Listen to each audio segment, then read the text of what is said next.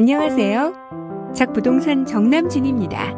오늘은 쉽고 현명한 재개발 재건축 실무 강의 제38강 쉽게 알아보는 분양권, 입주권, 주거용 오피스텔의 주택수 산입 기준에 대해서 알아보겠습니다. 이번에는 분양권 및 입주권, 그리고 주거용 오피스텔에 대한 주택수 산입 기준에 대해서 알아보자.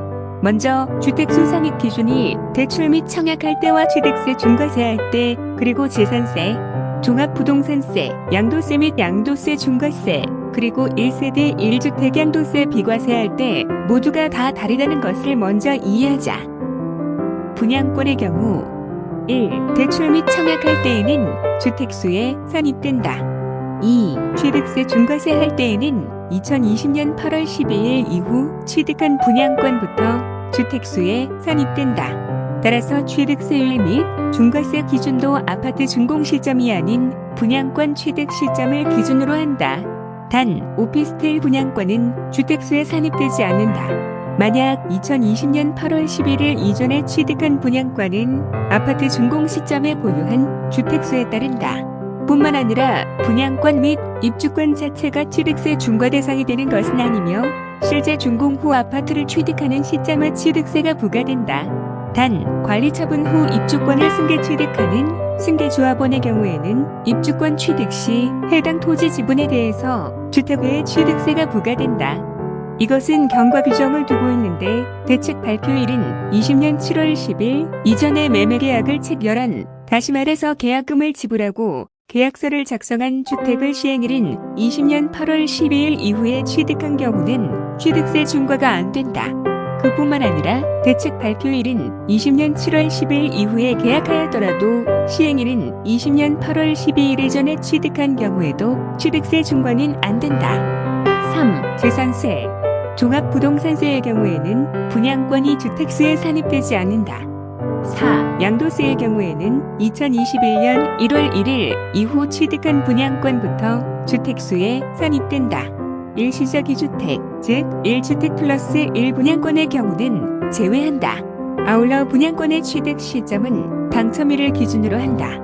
5. 조정지역 내 다주택자 양도세 중과세의 경우는 2021년 1월 1일 이후 취득한 분양권부터 주택수에 산입된다.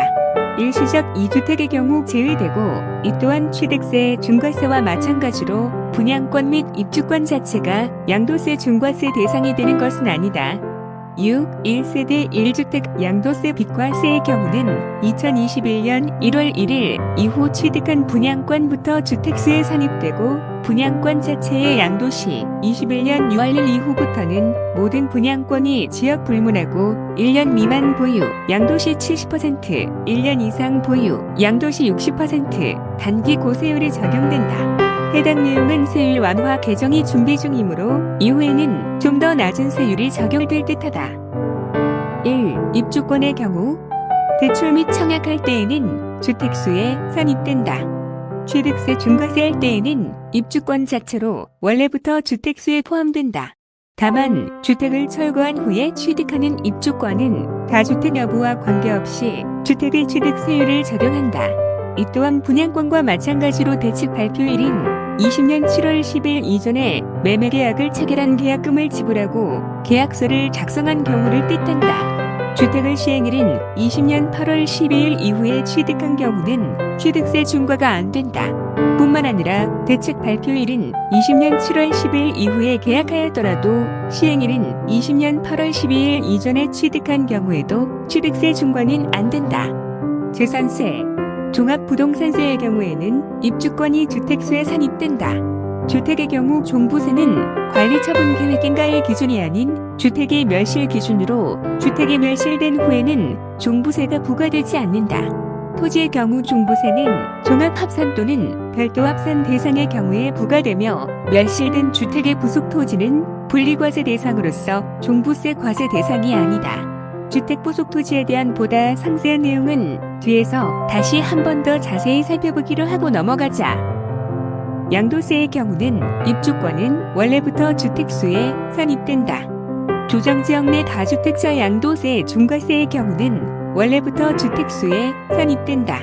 단, 입주권 자체를 양도할 때에는 양도세 중과세 대상이 아님을 잊지 말자. 참고로 입주권이란 관리처분계획인가 고시 이후를 입주권이라고 하고 관리처분계획인가 전에는 토지는 토지, 건축물은 건축물, 주택은 주택일 뿐이다.